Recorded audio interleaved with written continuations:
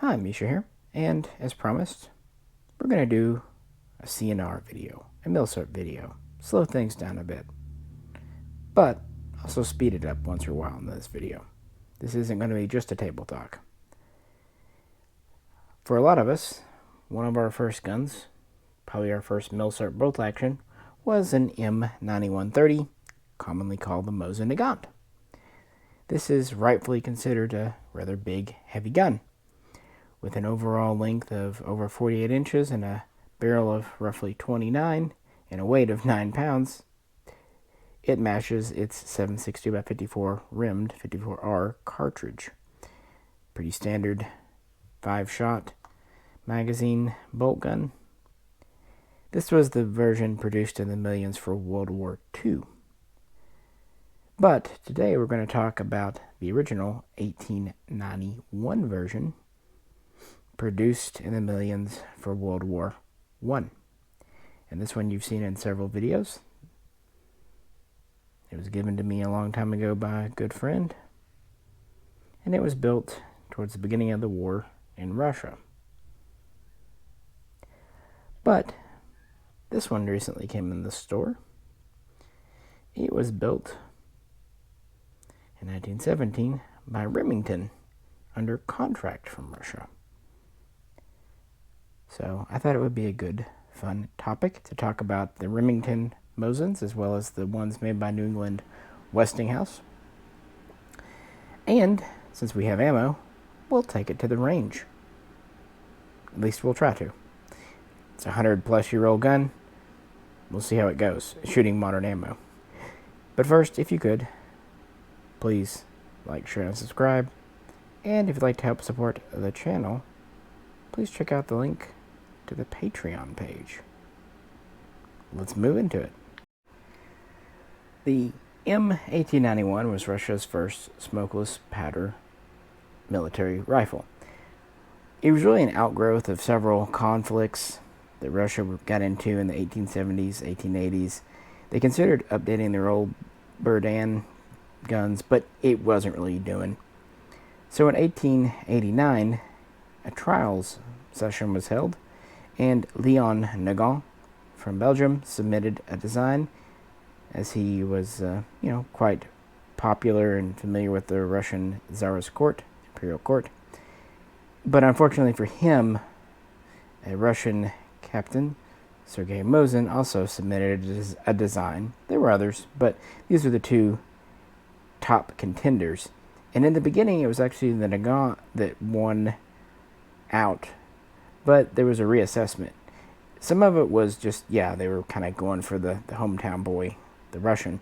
Part of it was also, too, the Nagant rifle was more finicky, had more parts, harder to mass produce.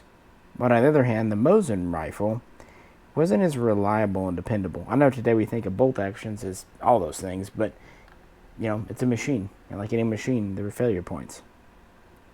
So as is famously known, Mosin / Russia just took elements from the Nagant design and put it in to the Mosin rifle, namely the stripper clip, the magazine, and the feed interrupter in here, a few other things.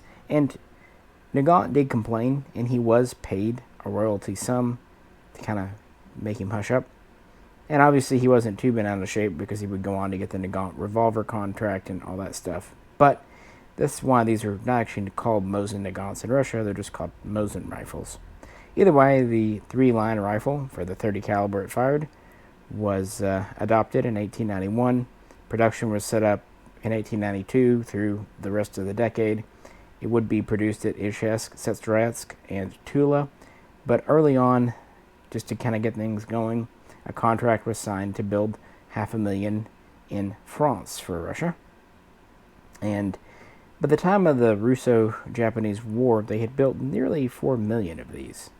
Quite a large number, but that war showed them they didn't have enough, and changes would need to be made.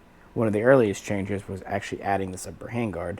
This one's just missing. It never had it. I mean, it had it, but it's missing.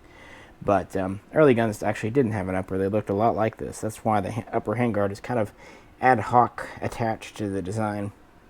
Also, early on, they had more traditional sling swivels It was only around 1908, 1910 that they went to the slot style. They also updated the sights at that time to work with the Spitzer version of the projectile, going from the round nose bullet, and these typically fired around 148 grain type bullet, give or take, and were pretty good for what they were. Like I said, they kind of make this one look small. Barrel length on this guy is 31.5 inches, overall length 50.5, and weight is a not insignificant 9.5 pounds. But it was a good rifle for Russia, and they could produce it at their factories. They also went with a rimmed cartridge, even at the time when rimless or recessed rim were becoming common, because rimmed gives you more flexibility. To some extent, you can have more loose headspace, and it'll smash up or whatever with the rim. So there's a reason for that. It also gives a little bit of a blowback, but of course, it can lead to feeding issues and other things besides. So before we go further, let's jump over to the range, and I'll give Fox the honors of trying to shoot it for the first time. Keep in mind, this rifle is 106 years old, or at least 105, so it's a wonder it shoots at all. But at least we assume so. Fox with the Remington Mosin. Or not. It's like shooting a 22.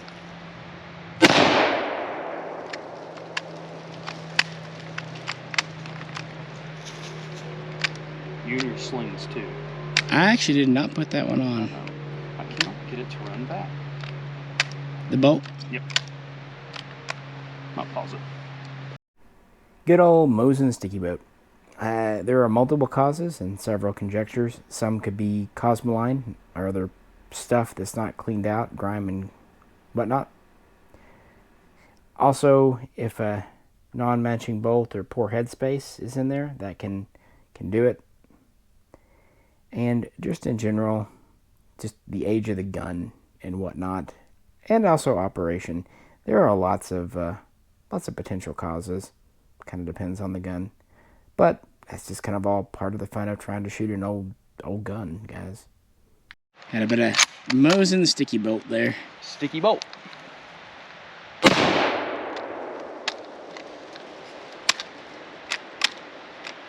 Sticky bolt again.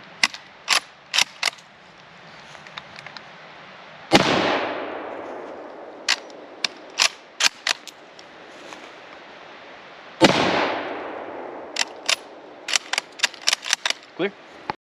So that's a little better for him. This is what we were shooting. That's just what I happened to have at the time we were at the cabin. 148 grain Red Army standard. I do like to shoot the 148, 150 type bullets. That's what these are meant for. You try to do the 180 stuff. That was more machine gun. But it's modern production ammo. I have a feeling the steel rim here was just sometimes not getting caught quite properly. A lot of fun though. Either way, as you can imagine, in Russia, with the beginning of World War I, they were cranking out as many rifles at their factories as they possibly could, and it simply was not near enough for the Russian army. Thus, they looked to America, which was a good idea. Everyone else in Europe was fighting the same war, so they didn't have any leftover production capacity. But America was still out of the war at the time, neutral, and was well known for not only arms design, thanks mostly to Browning, but also arms production. Lots of famous companies in America. And being capitalists, hey, money for guns worked well for them. And that's where we kind of go to 1915 in the beginning. Interestingly, though, the story doesn't begin with the Mosin, or to some extent even Russia. Remington had already been contracted with by the UK to build the P-14, and France to build the Berthier, the 1907 15. Therefore, Remington had plans to build an all-new factory to increase its production.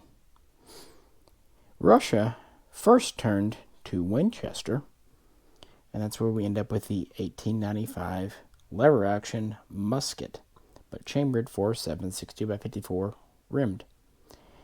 Winchester said, "We've already got a production line set up. We can turn these out very quickly." So Russia contracted to ultimately have 300,000 in two different contracts built. And Winchester actually was able to successfully deliver 294,000 some odd. It was early on, so by 1915 they were shipping these. So they did get there quick. The downside, this is a non-standard gun. It's firing a standard cartridge and even takes the standard Mosin stripper clips. That's cool. But nothing else is. It's a lever action for one, so that's kind of weird for people used to bolt actions. It takes its own bayonet, and frankly, it kicks like a goddamn mule. But it was a gun, and it had its moments, but it wasn't ideal. For example, with a lever gun, when you open it up, you have your action exposed, although it seems to have done okay. But they'd rather have Mosins. So they reached out to Remington and New England Westinghouse. Now, if you think Westinghouse, they don't make guns. Well, in 1914, you would be correct. We'll get to that in a minute, though. Remington, January of 1915, they inked the first contract for 1 million Model 1891 pattern guns. Pretty much identical to Russian production, just with American furniture, wood, and Remington markings. In June, they would add another 200,000 to the contract, with the second one, and then in September, the third contract would add 300,000. Only one problem. That new factory, it's still being built. So, 1.5 million under order, no factory to build them in. Well, the factory was pretty much ready by November, December of 1915, and so Remington started turning these out for the imperial government. And in the beginning, things were going fine. I should say that Remington would year mark, beginning with 1916, and each year roll over, starting with serial number 1 again, so 1917, and so on and so forth. So in the beginning, it worked well. And, since I've been talking for a minute, and Fox gave it a go, it's my turn to try shooting this good old big green gun. Let's see how it goes. Let's see how it does for me.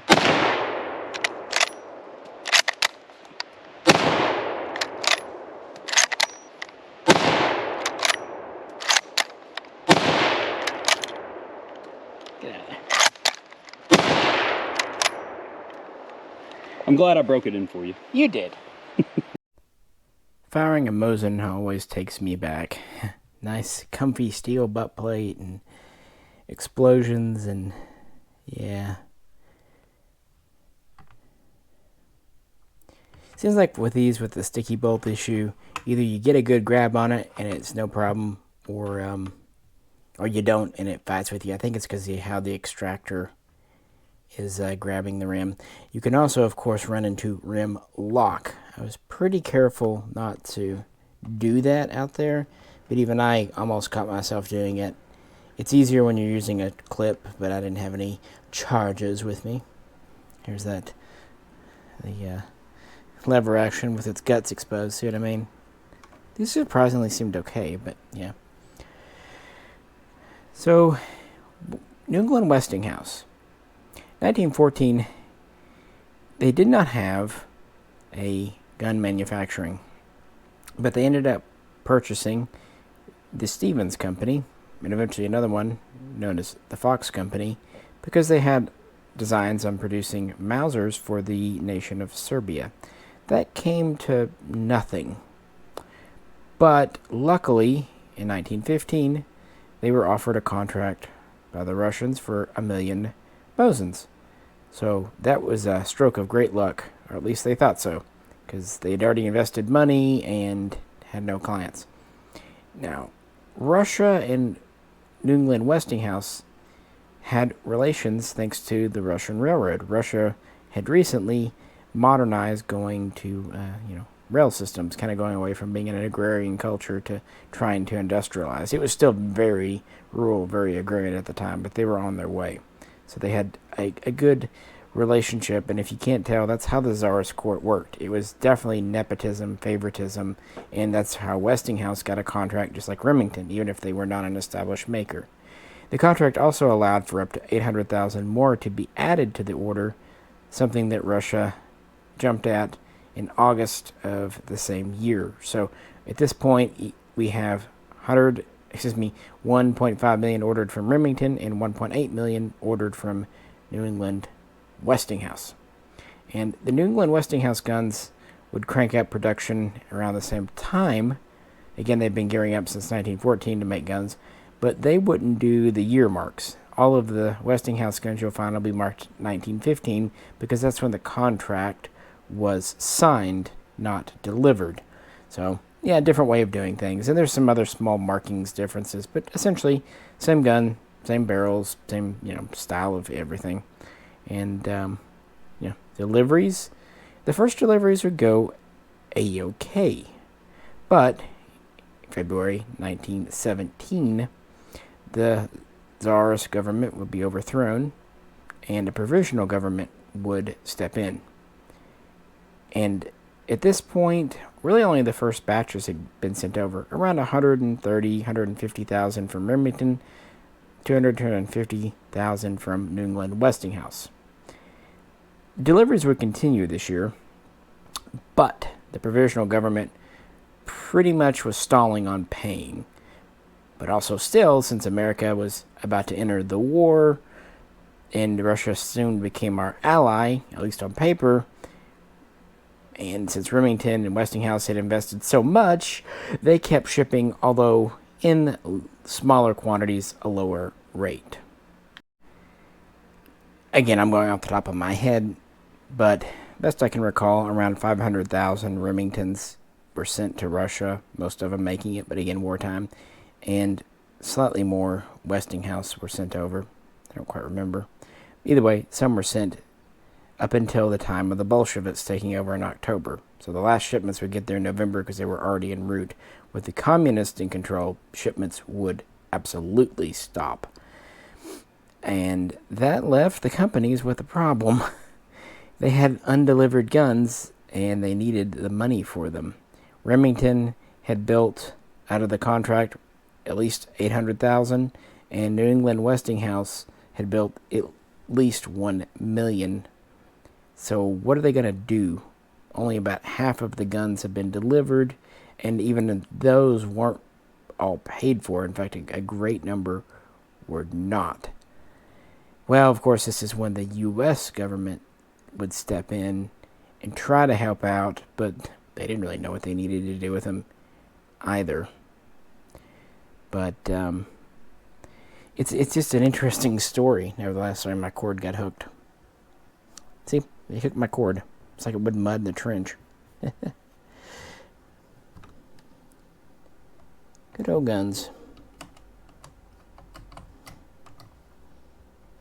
Well, let's run a few more rounds through it. Mosin. Down to stick it back again. Not so bad that time. Eject. Yeah.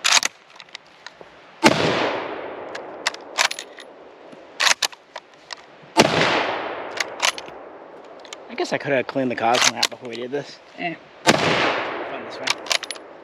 Here we go. So there it gave me a bit of sticky bolt too. To be fair, it was at the end of the day if you couldn't tell by the lighting. And I was getting physically tired. The mind was willing, but the body was getting weak. But it was all okay. Better than for Remington and New England Westinghouse.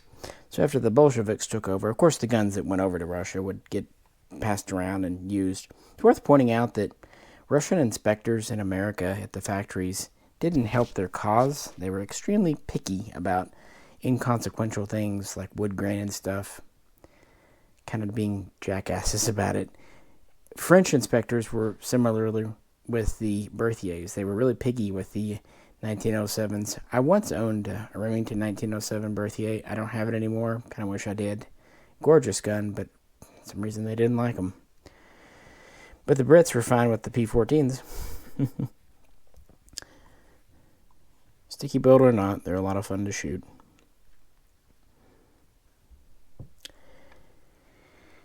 So to help the companies out, the U.S. government would step in, buying them starting at the end of 1917. From Remington, they would initially purchase 80,000, and from New England Westinghouse, they'd end up picking up about 200,000. They would also facilitate a deal where about $250,000 could be purchased via the Russian embassy under the auspices of the White Russians, the Tsarist Russians, who legally that was their property. At least they thought so. So that kind of helped them get rid of the guns. Now, they weren't giving them any profit. They were just basically paying costs, but they were grateful for any help they could get. This is actually why production would continue into 1918. They had leftover parts. The tooling was there. They really probably weren't making a lot of new stuff, but what receivers and barrels were there, they would go ahead and use up. So you will find some Remingtons and New England Westinghouses made through that year. And as soon as they could, they of course stopped. They would sell some in sporting magazines, even making some in, some would be rechambered for 30-06 and other calibers by Bannerman's, entering the American sporting market. But yeah, it was just kind of a, what are we going to do with this type thing? And of course, the U.S. government had a very similar mindset. The American-made Mosin would be adopted into the U.S. military, although people disagree over what name it had. Doesn't matter. 1916 is used, but isn't really verified. This seemed like it was kind of called the Russian rifle, the 3-line rifle, or that piece of shit. Why don't we buy it? Buyer's remorse, buyer's regret. I don't know. What do they do with them? Well, it's finding a non-standard cartridge. That was the main deal. So they would get relegated to training, drill practice, sending them to the guards so other guns could go over to Europe, reserves. They would send some over in 1919, though, when American expeditionary forces went over to help the White Russians fight off the Red Russians. So that would be the one time that Americans definitely used them in frontline combat. It seemed fitting since they're fighting in that country. The ammo is available. People often forget that in some ways World War I continued on for a minute, but by 1920 that was over. Didn't exactly ingratiate the Americans and the Bolsheviks either. In Russia, this pattern, the 1891, would continue in production until roughly 1926. The Dragoon version would continue a little bit longer. In fact, that one we started the video off began as a Dragoon, but soon we would get the 1891/30, i.e. the M9130, which has several product improvements for both production and usage. Story for another day. Other things America did, well, it gave about 5,000 to Mexico through an arms deal. So that's right. The Fast and Furious actually started with the Mosins 100 years ago. They also gave 77,000 to the new Czechoslovakian nation. And just kind of, in general, didn't know what to do with them. And the ones in American military inventories kept around for a few years and then surplused out as quick as they could have been. But there is one more nation that would actually end up acquiring quite a few Mosins, including the American ones. And it's a nation that really values accuracy and marksmanship. And with that, let's again hand the gun over to Fox and see if he can actually ring some steel with it. This old gun up here, it has rifling. It's about the best you can say. These guns are old, they've been fired a lot, corrosive ammo. This one, well, it still has rifling. Let's see if it can still hit anything. Then we'll wrap this up. Fox again with the Mosin. Yeah, I think it's working in. Oh yeah.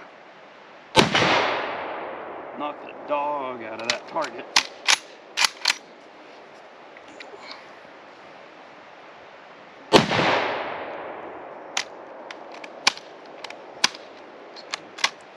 I suck at charging this. Yeah. Yeah, it's the fun of old guns. Yep.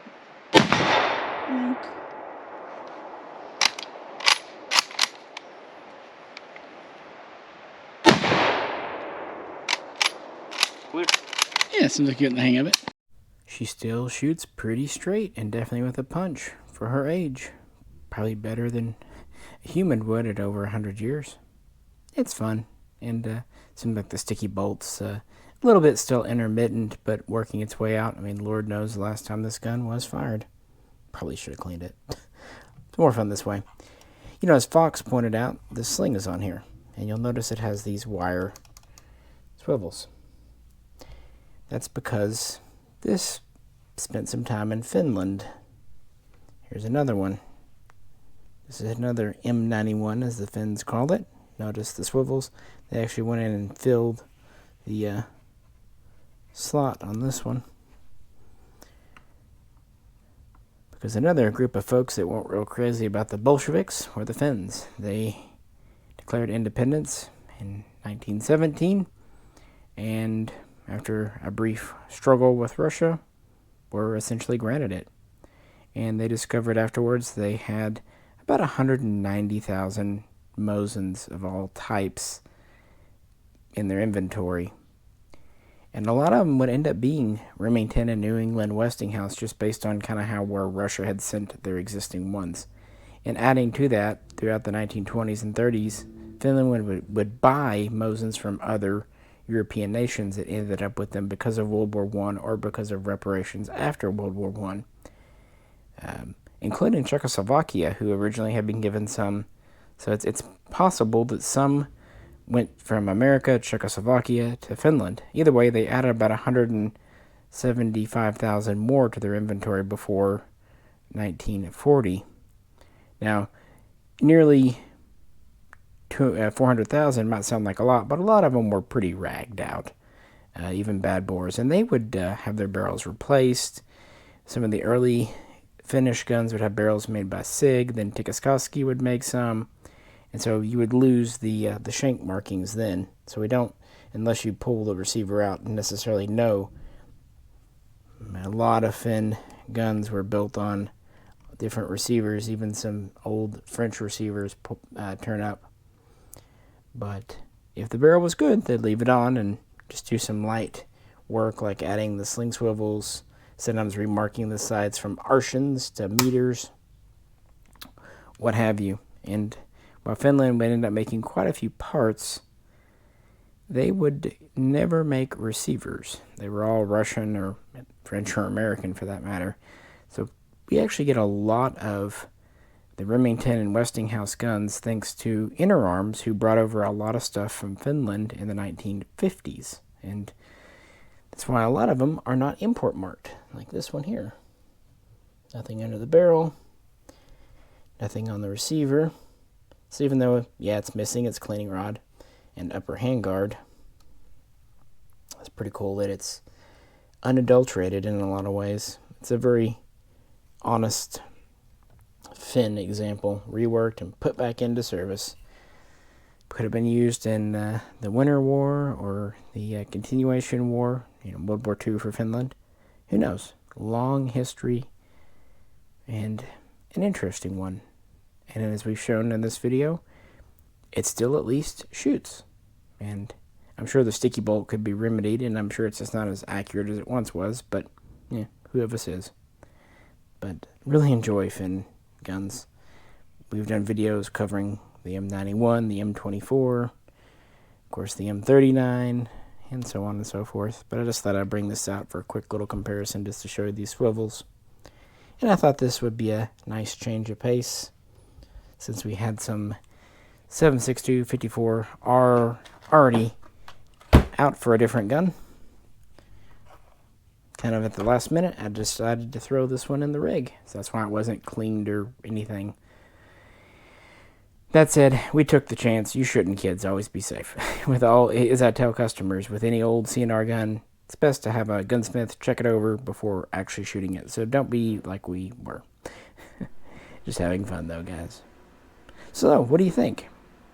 Love to hear it below. Do you own a Remington or a Westinghouse? Or a Finn gun, whatever? What do you like the look of more? The original 1891 or the 9130? But seemed like a fun video topic. It was fun to make and shoot, and it's a rainy day today as I record this, so it all worked out fine. As always, if you could, please do like, share, and subscribe. And if you'd like to help support the channel, please check out the link to the Patreon page. This is Misha, and also on behalf of Fox, we'll both catch you very soon next time.